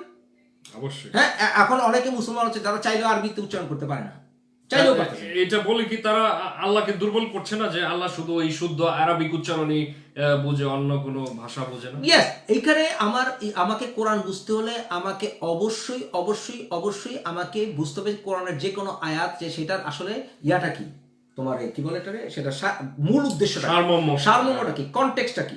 কোরআনের একটা সবসময় আমাকে আক্ষরিক ব্যাখ্যা করলে হবে না, যে একটা কোরআন সেটা আক্ষরিক ব্যাখ্যা। ইউ হ্যাভ আকল, ইউজ ইউর আকল, take the help of someone যার আকল আছে। এই কথাটাই একজনকে বলেছিলাম, তাই অনেক বড় বিতর্ক হয়েছে। সে বলছে এই সব সমস্যার সমাধান সবকিছু কোরআনের মধ্যে দেওয়া আছে, এবং দেখো তাহলে তোমাকে ব্রেনটা কেন দেওয়া হবে, দেখো আকল কেন দেওয়া হবে? ইমাম মাহদি প্রমিস মাসায়া বাইবেল আছে, কোরআনে নাই, হাদিস আছে, উইক হাদিস আছে, মানতে হবে। কোরআনের বাধ্য তুমি কোরআন। তারপর তুমি second coming of Christ, Jesus কাছে ফেরত আসা, এইটা বাইবেলে আছে, হাদিসে আছে, এটা আমাকে মানতে হবে। কোরআনে নাই, তাতে কি হয়েছে? কোরআনে না থাকলেও নাই, মানতে হবে, কারণ হাদিসে আছে, বাইবেলে আছে। আরো শোনো তোমার আরো আছে, তোমার কি বলে বাইবেলে যা যা মিলে দাজ্জাল, কোরআনে নাই, হাদিসে আছে, বাইবেলে আছে, মানতে হবে। তারপর বিধর্মীদেরকে হত্যা করার কথা হতো, এগুলো তো এই বাইবেলে আছে। তারপরে আপনার অ্যাবসলিউটলি বাল্য বিবাহের কথা, কারণ এগুলো সব এই সকল সব আব্বাসিক খেলাফতরা, এগুলো যেমন ধরো আল মনসুর, তার সময় সে সমস্ত বাইবেল টাইবেল গ্রিক ভাষা থেকে আরবি ভাষা অনুবাদ করে, রাইট? এখন এগুলো থেকে নিউট্রালি গবেষণা করে হাদিস সংকলন হয় নাই। সবচেয়ে প্রমাণ কি? আবার যাও, ফেরত যাও। আহলুল বায়াতকে গণহত্যা, আহলুল বায়াত থেকে হাদিস না নেওয়া, যুগের পর যুগ হযরত সাল্লাল্লাহু আলাইহি সাল্লামের কাজের লোকদের কাছ থেকে হাদিস নেওয়া। তারা সাহাবা, সম্মান করি, রাদিয়াল্লাহু তাআলা ওদেরকে ভালোবাসি, বাট তারা কাজের লোক। আনাস ইবনে মালিক এবং আবু হুরায়রা রাদিয়াল্লাহু সবচেয়ে বেশি আমার বলে আবু হুরায়রা রাদিয়াল্লাহু তাআলা উনি তো সবচেয়ে বেশি ওনার স্মরণ শক্তি ছিল, উনি কোনো কিছু বলতেন না। আমি বলছি কে বলেছে? প্রশ্ন হচ্ছে কে বলেছে? কোরআনের কাছে হাদিস আছে, হাদিস কে বলেছে? আচ্ছা, মানে উনি যেটা বলছে, ওনার নামে আবু হুরায়রা রাদিয়াল্লাহু তাআলা আনহু একজন সাধারণ মানুষ ছিলেন, ওনাকে ব্যবহার করে হাজার হাজার মিথ্যা হাদিস ছড়িয়ে দেওয়া হয়েছে। ওনার নামকে ব্যবহার করে হাজার হাজার মিথ্যা হাদিস ছড়িয়ে দেওয়া হয়েছে। এবং আরো দেখো শওকত, এই যে মানে আবু হুরায়রা রাদিয়াল্লাহু আনহু রাসূলুল্লাহ সাল্লাল্লাহু আলাইহি ওয়াসাল্লামের সঙ্গে ছিলেন 1 বছর 9 মাস। ওনার সঙ্গে ধরো 24 আওয়ার্সই ছিলেন। 3 বছরের ভিতরে 1 বছর 9 মাস, বাকি সময় উনি কিছুদিন ইয়ামেনে বা কোথায় যেন উনি মুয়াজ্জিনের দায়িত্ব পালন করেছিলেন, রাসূল পাঠিয়েছিলেন। তাহলে ওনার রাসূল সাল্লাল্লাহু আলাইহি ওয়াসাল্লাম 24 আওয়ার্স থাকলেও 1 বছর 9 মাস ওনার পক্ষে ওনার রাসূল সাল্লাল্লাহু আলাইহি ওয়াসাল্লাম সারা জীবন জানা সম্ভব না। ওনার কাছ থেকে আমি অধিকাংশ হাদিস নিয়ে নিলাম। উনি লেখাপড়া জানতেন না, কিন্তু উনি আবার হাদিস পড়াইছেন। আবু হুরায়রা, হ্যাঁ, কাকে পড়াইছেন? ওই যে প্রথম হাদিস কালেক্ট মুসাইব ইবনে উমাইর। হ্যাঁ, তাই? ইয়েস, মুসাইব উমাইর না, ওই যে কি বললাম তো, মুসাইব, জি ভাই, মুসাইব হাদিস কালেক্টর। আচ্ছা, হ্যাঁ, 2 ভাই, কামেলের ছেলে, 2 ভাই। তো এখন কথা হচ্ছে এনাদের হাদিস কালেকশন আমাকে শিখতে হবে কার কাছ থেকে? আবু হুরায়রা রাদিয়াল্লাহু কাছ থেকে। আবু হুরায়রা রাদিয়াল্লাহু নিজে লেখাপড়া জানতেন না, কেউ বলবেন উনি লেখাপড়া জানতেন। আবু হুরায়রা রাদিয়াল্লাহু কোরআন মুখস্থ করেছেন বলে কোনো প্রমাণ নেই, রাইট? উনি বলেছেন, কিন্তু অথচ ওনার কন্ট্রাডিক্টরি অনেক হাদিস পাওয়া যায়, অনেক জঘন্য হাদিস পাওয়া যায়। দোয়া কোন শিখেছে? আবু হুরায়রা রাদিয়াল্লাহু কাকে শিখেছে? হাদিস আছে কাকে শিখেছে? আবু হুরায়রা রাদিয়াল্লাহু কে শিখেছে? দোয়া কোন কে শিখেছে বলো? আমার তো মনে নেই। শয়তান এসে তাকে শিখাইছে, ডেভিল। ইউ সি, এটা অ্যাকসেপ্টেবল হাদিস? অ্যাকসেপ্টেবল হাদিস না। তুমি ইবনে ইসাক যে যার দাদা ছিল খ্রিস্টান যাজক, দাদা খালিদ বিন ওয়ালিদের কাছে বন্দী হওয়ার পর মুসলমান হয়। তার ভাইরা, তার বাপ চাচারা সবাই ওই খবর লোক গাথা করে বেড়াইতো। সে ইবনে ইসহাক হযরত সাল্লাল্লাহু আলাইহি ওয়াসাল্লামকে এমন ভাবে প্রচার করে যে ওই কবিদেরকে কচুকাটা করছে। হ্যাঁ, এক আসমা বিনতে কি বলওয়ান, ওকে হযরত সাল্লাল্লাহু আলাইহি ওয়াসাল্লাম বলে কচুকাটা করছে, হত্যা করছে। এগুলি সব এই মিথ্যাবাদীরা ছড়াইছে। কারণ তারা জাস্টিফাই করছে কবিদের হত্যা করা। আচ্ছা, এই হাদিসগুলোর মধ্যে কিন্তু অনেক অনেক বিষয় আছে, শুধু 2-1টা বিষয় না যেগুলো পরস্পর বিরোধী, কন্ট্রাডিক্ট। এখন একজন হচ্ছে খেলাফত প্রতিষ্ঠার উপায় কি? দেখেন, খেলাফত অরিজিনাল খেলাফত এবং জেনুইন খেলাফত হবে আহলুল বায়াত। এটা মানতে আপনাকে শিয়া সুন্নি হওয়ার প্রয়োজন। আহলুল বায়াত হচ্ছে রাইট। দেখেন হাসান হোসেনের চরিত্র দেখেন আপনি।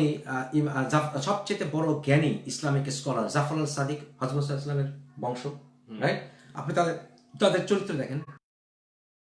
সাহসী, যারা ছিলেন যোদ্ধা, যারা ছিলেন ইসলামিক সত্য, যায়েদ ইবনে আলী, তাদের জীবনী দেখেন। মুসা কাজিম জীবনী দেখেন। এবং শুধু তাই না, তাদের শৌর্যবীর্য দেখেন, তাদের জ্ঞান দেখেন।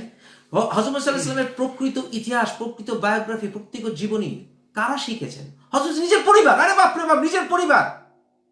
অথচ যারা ওনাদেরকে হত্যা করেছে, তাদের আন্ডারে যারা হাদিস রচনা করেছে, আপনারা তাদের হাদিস অনুসরণ করছেন। আচ্ছা, একটা হাদিস না অনুসরণ করা ভালো একটা মিথ্যা হাদিস অনুসরণ করা থেকে।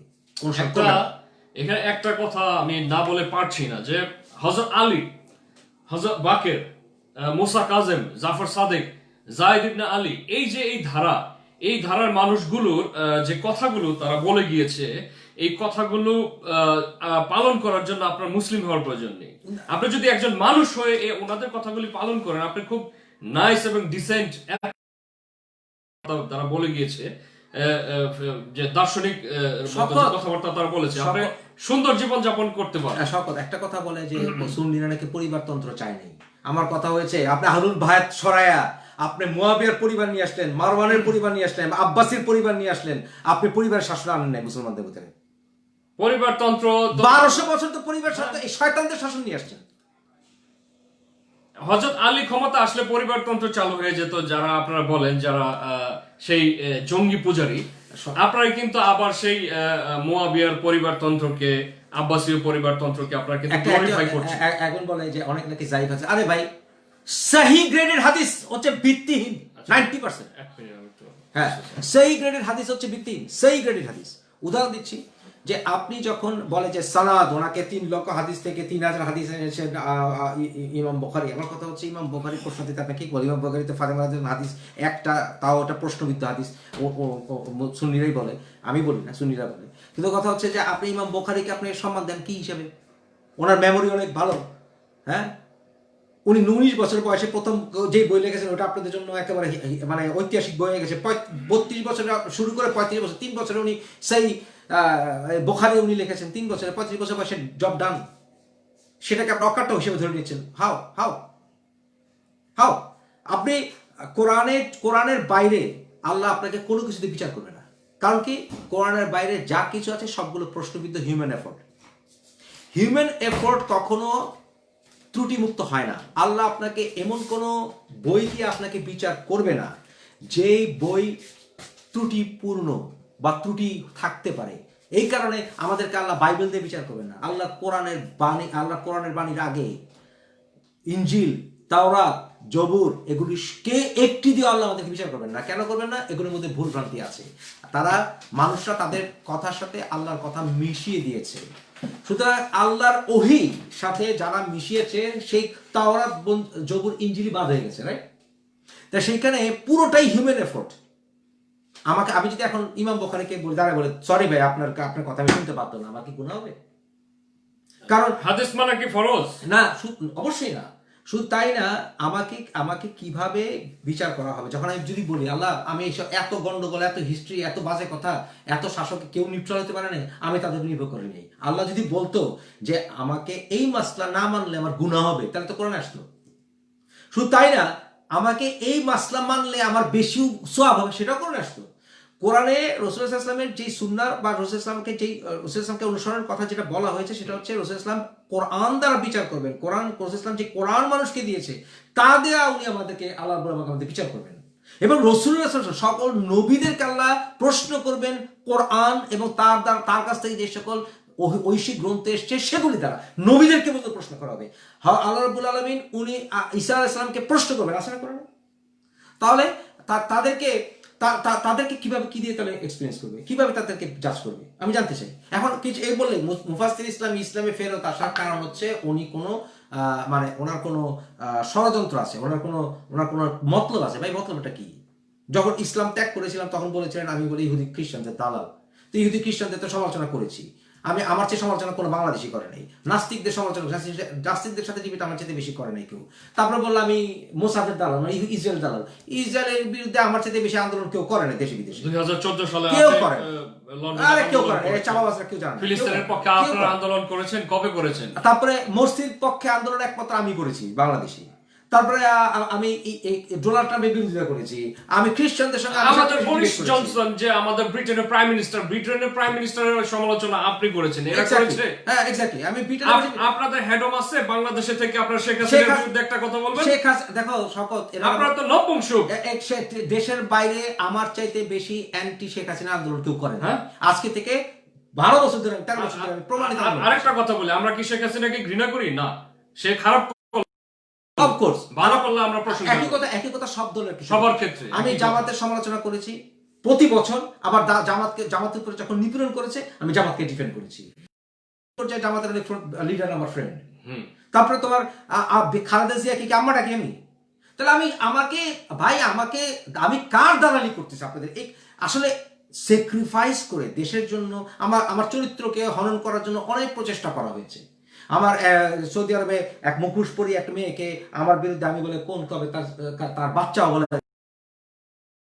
কি একটা ভিডিও বানিয়েছিল যে এরকম মুখোশ পরে। হ্যাঁ, এরকম অনেক ভিডিও বানিয়েছে। মানে লজ্জা করে না মানে তারা চিন্তাই করতে পারে। ভাই বাচ্চার বাপ, এটা তো কোনো খারাপ কথা না। আমার একটা উর্দু ওই কবিতা মনে পড়ে গেল যে দুনিয়া মে আয়ে হো কেরো এসা কাম কে হার গলি সে আওয়াজ আয় আব্বা জান আব্বা জান। বাহ, বাচ্চার বাপ হয়েছে, ভালো কথা। আমার যদি সৌদিতে আলহামদুলিল্লাহ যদি কোনো বাচ্চা থাকতো তাহলে মাশাআল্লাহ আমি গিয়ে বুকে জড়া নিয়ে আসতাম। ইনশাআল্লাহ আমিও বিয়ে করব যদি সৌদি আরবে যদি এরকম সুযোগ আসে। সুতরাং এইগুলি হচ্ছে যে যেহেতু তারা স্যাক্রিফাইস করতে পারে না, আমার স্যাক্রিফাইস গুলো তারা দেখবে না, আমাকে দেখবে না যে আমি বাংলাদেশে প্রপার্টি ফেলে আসছি। এখন ইসলাম আবার নাস্তিক কি বলে জানো, ও আপনি আপনার দেশের সম্পত্তি উদ্ধার করতে চাইবেন, এর জন্য বুঝি আপনি ইসলামে ফেরত আসছেন, বিজেপির কথা বলে। আমার কথা হলো যে তাই যদি হয়ে থাকে তাইলে আমি এখন শেখ হাসিনাকে আম্মা ডাকতেছি না কেন? শেখ হাসিনাকে আম্মা ডেকে আপনি তো সবচেয়ে ভালো থাকতেন বাংলাদেশে গিয়ে, শুধু আমার কি দরকার আছে ভাই? মানে যে শাসক সরকারের বিরুদ্ধে কিছু বলতে। অতএব আমাদের আজকে ইসলাম হয়ে গেছে সম্পূর্ণ মাসলা মাসাইল ভিত্তিক, এবং যত মারামারি সব মাসলা মাসাইল। আপনি কালকে থেকে সব মাসলা মাসাইল বাদ দিয়ে দিল, আপনার কোনো গুণ হবে না, আমি বাস করতে রাজি আছি। বাদ দিয়ে দেন মাসলা মাসাইল। ভাই আমার কথা হচ্ছে, আপনি যদি নিউট্রাল গবেষণা করেন, হাদিস মানা ফরজ না। ওই যে সূরা মায়েদার 3 নম্বর আয়াত দ্বারা এটাই কিন্তু প্রমাণিত হয়ে যায় যে এই কোরআনই হচ্ছে একজন মুসলমানের জন্য যে সম্পূর্ণ গাইডলাইন। ওকে, অতএব সুতরাং এই হচ্ছে সিচুয়েশন আমাদের, এগুলো আউট অফ জেলাসি এগুলো। তবে আপনি যদি, আমি জানতে চাই এখানে, আপনি কালকে থেকে যেভাবে আপনি নামাজ পড়ছেন, আপনি পড়েন, আমিও পড়ি।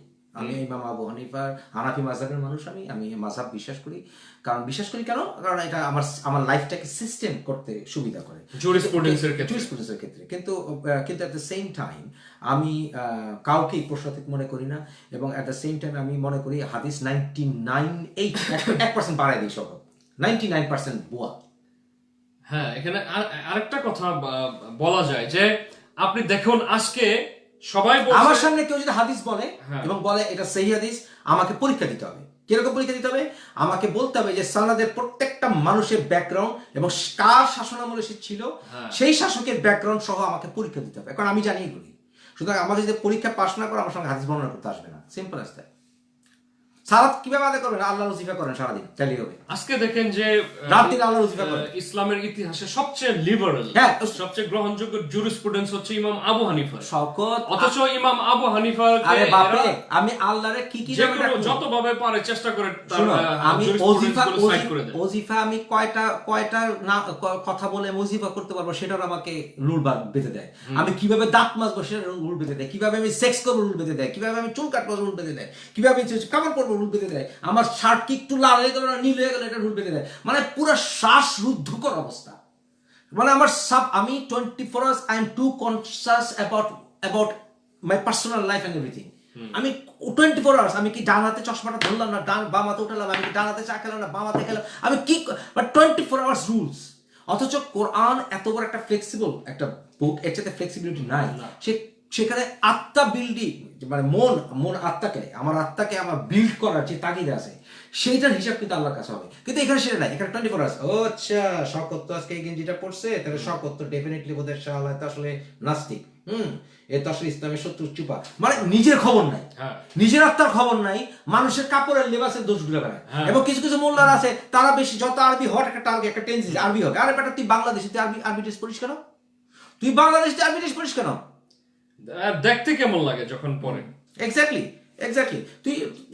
তুই বাংলাদেশের মোল্লা, তুই বাংলাদেশের কাপড় পর। হ্যাঁ, আমি আরবি ড্রেস পড়তে পারি। আমি যদি সৌদি আরবে থাকি, ওখানে যাই, তো সেটা একটা কথা। আমি যদি এখন ব্রিটেনে যদি পাকিস্তানের সালোয়ার কামিজ মাথার মধ্যে পাগড়ি নিয়ে ঘুরি, কেমন দেখা যায়? শকত মেইন কারণটা কি জানো? How does it look? তুমি যদি কালকে থেকে মাসলা মাসাইল বাদ করে দাও না, তাহলে এই যে মোল্লা শ্রেণী তৈরি হয়েছে না, যারা কিন্তু তোমার মাসলা মাসাইল হিসাব নিয়ে বেড়ায়, এদের ব্যবসা শেষ। এই তো মেইন পয়েন্ট তো হচ্ছে এইটা, যে দোকান, তাদের যে ধর্ম ব্যবসার যে দোকান, সেই দোকানটা তো বন্ধ হয়ে যাবে। অথচ এটা তো কোরআন বিরোধী। আপনি সূরা বাকারা 174 নম্বর আয়াত পড়ে দেখুন, যারা এই ধর্ম ব্যবসা করে খাচ্ছে তাদের দিকে কাল কিয়ামতের ময়দানে আল্লাহ পাক তাদেরকে পবিত্র করবেন না এবং তাদের দিকে ফিরেও তাকাবেন না। না শুধু তাই না, এই হিসাবটা কি নেয় জানো? হিসাবটা কি নেয়? হযরত মুহাম্মদ সাল্লাল্লাহু আলাইহি ওয়াসাল্লামের হাগু মোবারক, এটা কি পবিত্র না? পবিত্র না। লা হাওলা ওয়ালা কুওয়াতা ইল্লা বিল্লাহিল আলিয়্যিল আযীম। তারা আমাদের কত অসভ্য, মানে একটা কিভাবে পেশাব পায়খানা করবে সেটাকে আমি দেখব। আমাকে আবার বলে আরকে যে উটের মুত খাওয়া বলে। ঠিক আছে, এই জঙ্গিরা আমাকে যখন বিজেপিরা বলে, এই আমরা যদি গরুর মুত খাই তোরা উটের মুত খাস, আমরা যেন উট তো আমরা জব করে খাই। না, তোরা গরু জব করে খা। আপনি লক্ষ্য করে থাকবেন যে এই যে আলট্রা সালাফি এবং ওয়াহাবি এই উগ্র নব্য খারেজি এরা কিন্তু এই যে আপনার উটের পেশাব, তারপরে আপনার গরু তারপর ছাগলের যে গোবর আপনার জামা কাপড়ে লাগলে বা ছাগল যেখানে বাঁধা থাকে ওখানে আপনি নামাজ পড়তে পারবেন, এই কথাগুলো এরাই বলে। কিছু প্রশ্ন আসছে, ইসলামিক অর্থনীতি কিভাবে চলবে? কোরআনের স্পিরিট দেওয়া আছে, সেই স্পিরিট অনুসারে সরকার আইন প্রণয়ন করবে, সেই আইনে দেশের অর্থনীতি চলবে। কোরআনের স্পিরিট বজায় রেখে, কোরআনের ইনস্ট্রাক্ট বজায় রেখে সরকার সময় উপযোগী যে কোনো ক্ষেত্রে আইন, যে কোনো বিষয়ে আইন প্রণয়ন করবে, সেই আমরা মেনে যাব। সেটা সাম্রাজ্যে সরকারে ফ্লেক্সিবিলিটি আসবে, সেই আইন আমাদের সংস্কৃতিকে, আমাদের ধর্মকে বজায় রেখে, আমাদের তাওহীদকে বজায় রেখে, আমাদের বিশ্বাসকে বজায় রেখে আইন প্রণয়ন করবে। That's how it should be. সেই আইনগুলো তো দেশকাল পাত্র ভেদে একদম হুবহু একরকম থাকবে এরকমও তো না। এখন সৌদি আরবে খেজুর পাওয়া যায় বেশি, আমি বাংলাদেশে আমার আম পাওয়া যায় বেশি, আমি তো খেজুর না খেয়ে আমার আম খাওয়াটাই উচিত। হ্যাঁ, সুতরাং ফ্যাসিজম, সেই ফ্যাসিস্ট চিন্তা ভাবনা থেকে আমাদেরকে দূরে আসতে হবে। এইটার মূলে আমার কাছে যেটা মনে হয় যে এই যে ইসলাম ধর্মের নামে যে সৌদি আরবের সংস্কৃতি, সৌদি আরবের কালচার, ড্রেস, খাবার দাবার সবকিছু আমাদের উপরে চাপিয়ে দেওয়া হচ্ছে, এটার মূল হচ্ছে ব্যবসা, বিজনেস। বিজনেসটার কারণে আপনাকে খেজুর খাওয়া সুন্নাহ বলা হচ্ছে। এটা হচ্ছে মূল কারণ। সুতরাং সব বিষয়ে আমি কি বলে, তোমার বাথরুমে গেলে আমাকে শয়তান দেখবে, আমাকে জিন দেখবে, এটারও দোয়া করতে হবে। আমার চ্যানেল পড়তে হলে আমার দোয়া করতে হবে, মুড়ি খাওয়ার দরজা বন্ধ হলে দোয়া করতে হবে, হ্যাঁ, আমার চটকরা মারতে হলে দোয়া করতে হবে, আমার চটকরা খাইলেও দোয়া করতে হবে। What the hell, what have you done to our religion? আমাদের ধর্মকে তোমরা কি পারে? নিয়ত করারই কোনো নাই, বিধান নাই যে আপনি নাওয়াইতু আন উসাল্লি লিল্লাহি তাআলা আরবা রাকাতাই সালাতিল, এই জিনিসগুলো তো অ্যাড করা হয়েছে, এগুলো তো ছিল না। অ্যাবসলিউটলি। সুতরাং এগুলোকে শ্বাসরুদ্ধকর বানানো হয়েছে, এগুলো থেকে আমাদের দূরে। শুধু তাই না, এই সকল মাসলা মাসাইল করে আমাদেরকে আমাদের অন্যান্য কমিউনিটির সঙ্গে আমাদের বৈরিতা সৃষ্টি করা হয়েছে। হ্যাঁ, বৈরিতা অবশ্যই সৃষ্টি করা হচ্ছে। একটা পশ্চাৎপদ জনগোষ্ঠী হিসাবে মুসলমানদেরকে তৈরি করার জন্য যত ধরনের আয়োজন প্রয়োজন রয়েছে, প্রতিটি আয়োজনে কাঠমোলারা করছে কিন্তু। এবং এরা হচ্ছে সমাজের কীট।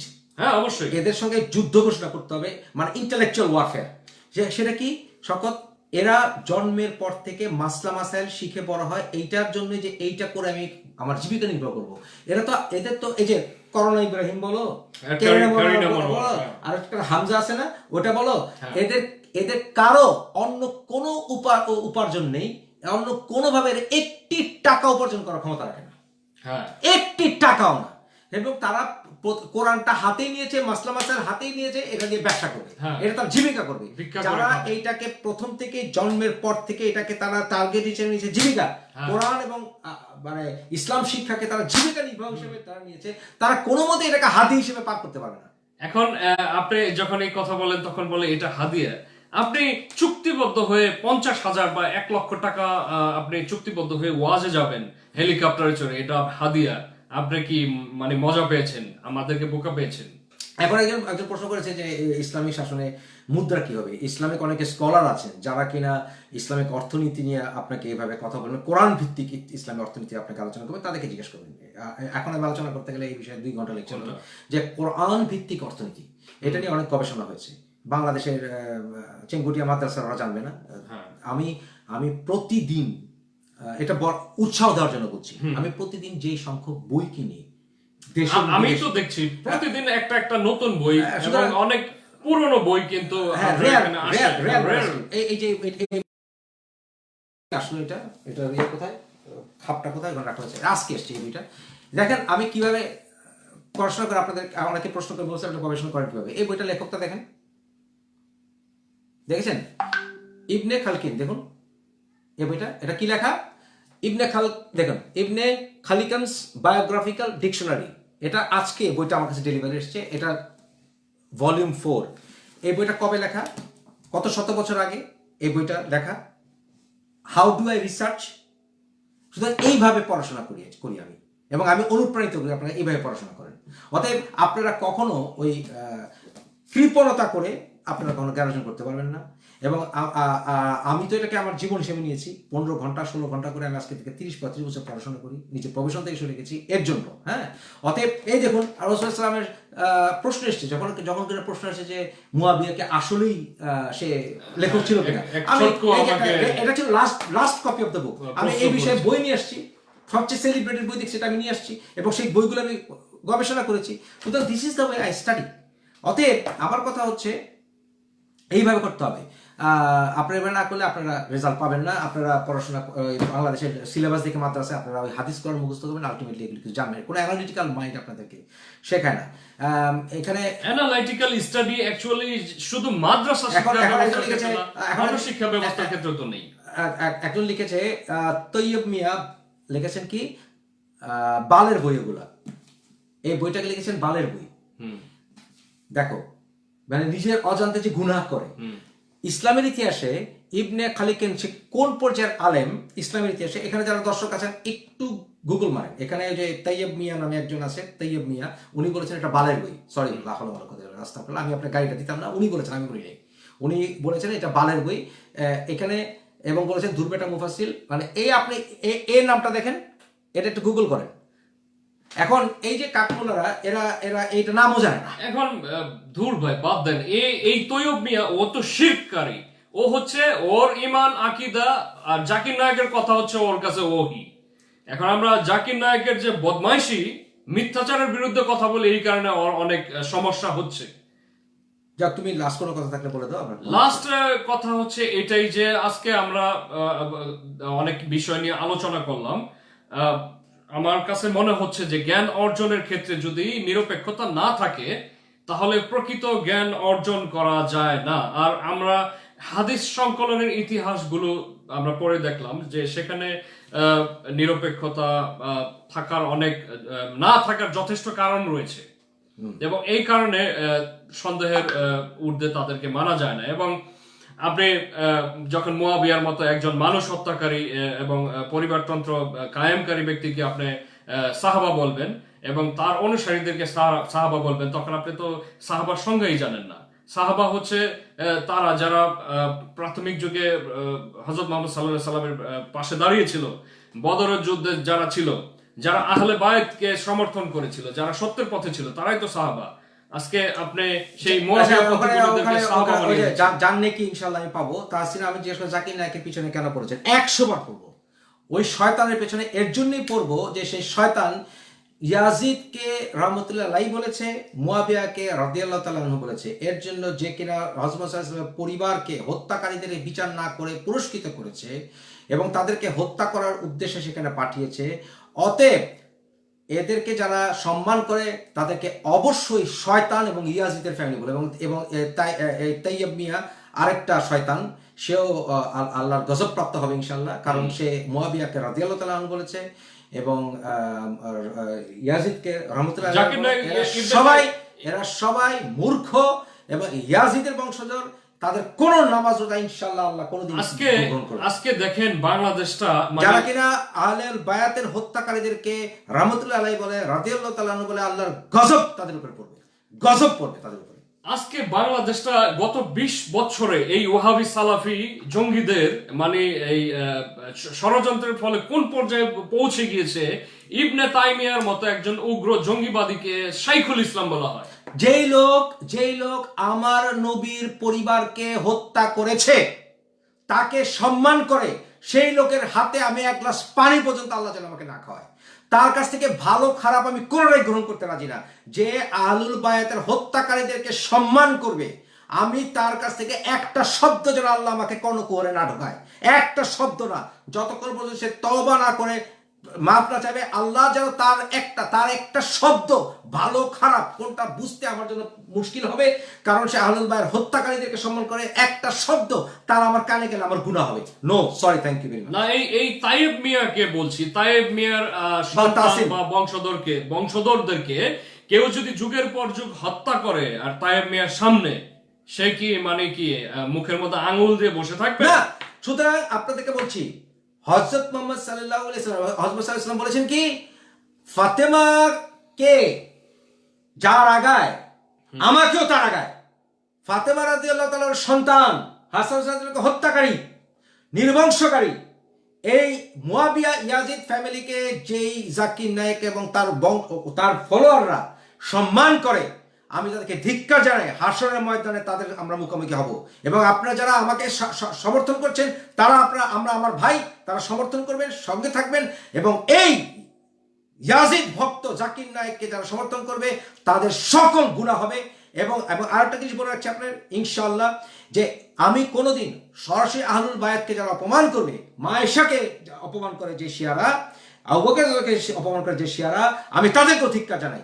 অপমান করবে তাদেরকে আল্লাহ বিচার করবেন। এবং আহলুল বায়াতকে যারা অসম্মান করে, যে জাকির নায়েক, আপনারা যারা জাকির নায়েককে ভালোবাসেন, আপনাদের কোনো আমল ইনশাআল্লাহ কাজ আসবে না। কারণ আহলুল বায়াতকে হত্যাকারীকে যারা ভালোবাসে, তার কাছ থেকে একটা লফজ, একটা শব্দ যেন আল্লাহ আমার কানের কোহরে না ঢুকায়। আল্লাহ যেন আমাকে সেই চাবি যেন সে আল্লাহ বলতে পারি। এবং আপনারা যারা আমার সঙ্গে সমর্থন করেন, আপনারা সবাই আমাকে থামস আপ দিন, যে আপনারা সবাই আমি থামস আপ দিন, যে যারা আহলুল বায়াতকে হত্যা করেছে, ইতিহাস আমাদেরকে মিথ্যা রটনা করেছে, সেই জাকির নায়েকের একটা শব্দ শোনা আমার জন্য হারাম, হারাম।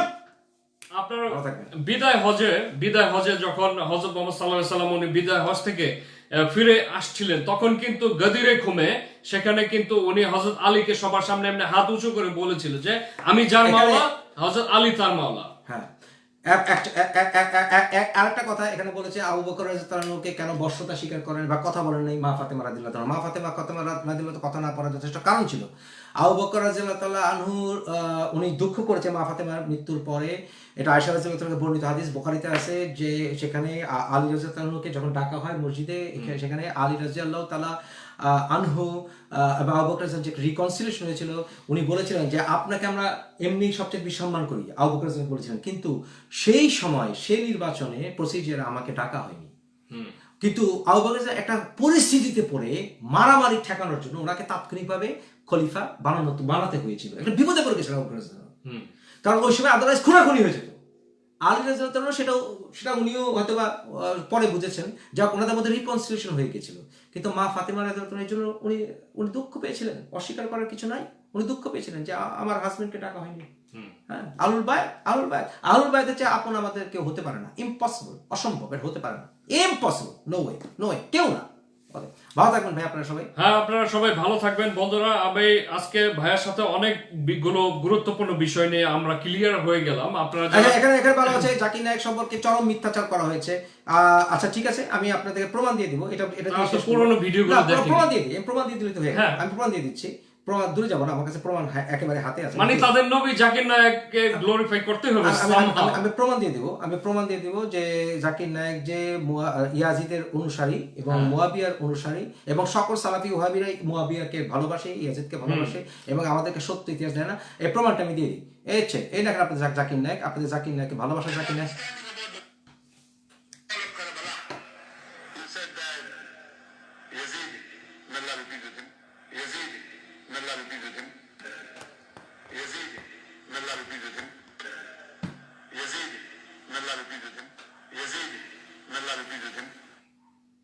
ওকে, ইয়াজিদ মে আল্লাহ মানে কি?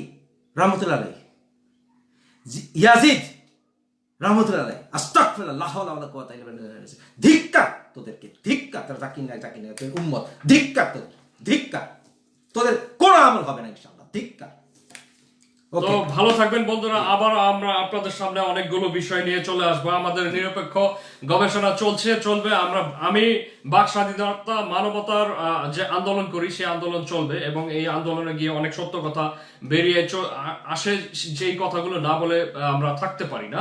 তো আমাদের মূল হচ্ছে উগ্রবাদ, জঙ্গিবাদ, এর বিরুদ্ধে আমাদের অবস্থান। আমাদের কোনো ব্যক্তিগতভাবে কারোর সাথে আমাদের কোনো শত্রুতা নেই। ঠিক আছে, ভালো থাকবেন। আসসালামু আলাইকুম ওয়া রাহমাতুল্লাহি ওয়া বারাকাতুহু। জাযাকাল্লাহু খাইরান।